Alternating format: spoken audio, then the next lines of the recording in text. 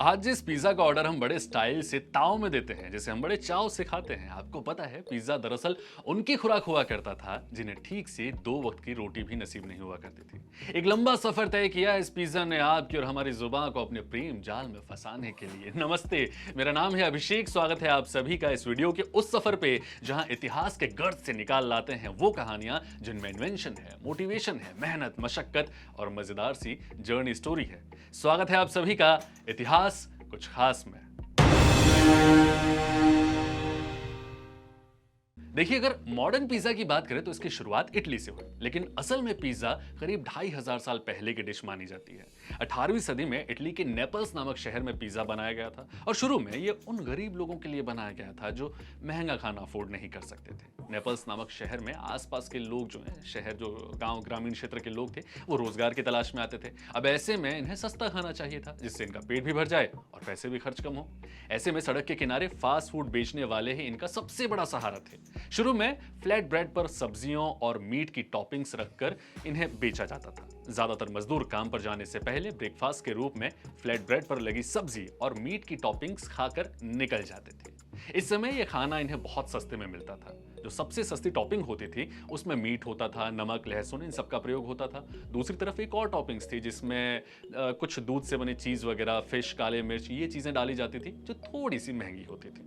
Pizza को सबसे पहले 1889 में इटली के नेपल्स में राफेल एस्पियोसिटो ने बनाया था। राफेल पेशे से एक बेकर थे और इसके पीछे एक और मजेदार कहानी भी है। एक बार किंग अमरेटो फर्स्ट और क्वीन मार्गरीटा नेपल्स इटली घूमने के लिए पहुंचे थे। उन्हें फ्रेंच खाना बहुत पसंद था, जिस वजह से उन्हें बार बार फ्रेंच खाना ही सर्व किया जाता था। लेकिन एक समय के बाद एक ही तरह का खाना खा के एक आम इंसान की तरह ये लोग भी बोर हो गए, जिसके बाद इन्होंने डिमांड की कि उन्हें कुछ नया खाना, एक नई फरमाइश थी।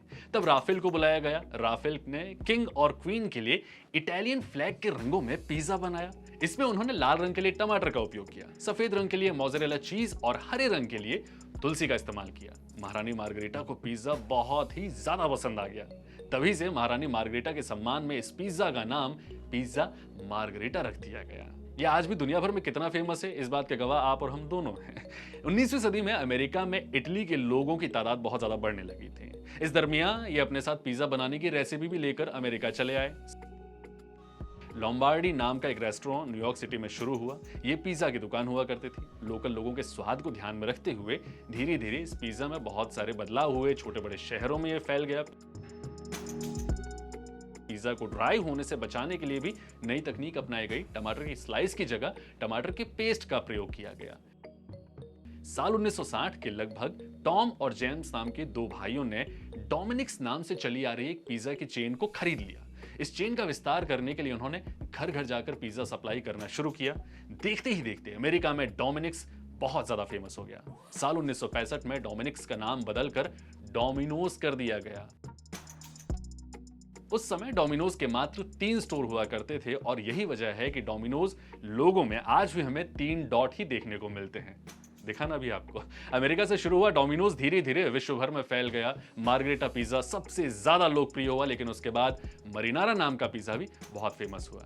भारत में भी पिज्जा बहुत ज्यादा फेमस है, लेकिन भारत में इसका इतिहास क्या है, आखिर भारत में पहुंचा कैसे, वो भी आपको बता देते हैं। दरअसल पिज्जा भारत में एकमात्र ऐसा फास्ट फूड है जो छोटे बड़े हर शहर में आपको खाने को मिल जाता है। खास तौर पे बच्चों के बीच तो बहुत फेमस है, बहुत चाव से इसे खाते हैं। हर छोटे शहर में इसकी बहुत ज्यादा डिमांड है, बहुत सारे आउटलेट्स हैं। दरअसल भारत में पिज्जा का इतिहास बहुत ज्यादा पुराना भी नहीं है। 18 जून 1996 की वो तारीख है जब यूनान में जन्म लेने वाला पिज्जा इटली और अमेरिका के रास्ते हमारे भारत भी पहुंच गया। पिज्जा हट नामक कंपनी ने भारत में पहली बार बेंगलुरु में अपना आउटलेट खोला। यहीं से धीरे धीरे भारतीय लोगों की जुबान पर पिज्जा का स्वाद बढ़ने लगा। पिज्जा हट के बाद डोमिनोज की बात की जाए तो वो आ गया था। इसके बहुत सारे आउटलेट और इनका स्वाद हमारी जुबान पे आज तक घुलता रहता है। तो एक लंबा सफर पिज्जा ने तय किया है।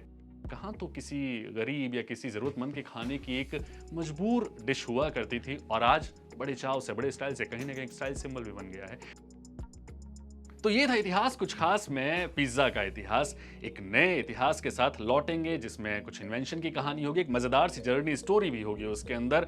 बाकी सजेशन आप अपने कमेंट सेक्शन में जरूर बताइएगा, कहानी आपको कैसी लगी। जहां तक लगता है मजेदार सी कहानी है, मजेदार सा इतिहास है, बहुत सारे लोगों तक पहुंचनी चाहिए, तो शेयर करने का जरा कष्ट कीजिएगा। फिर होगी मुलाकात। मेरा नाम अभिषेक, ख्याल रखिए अपना।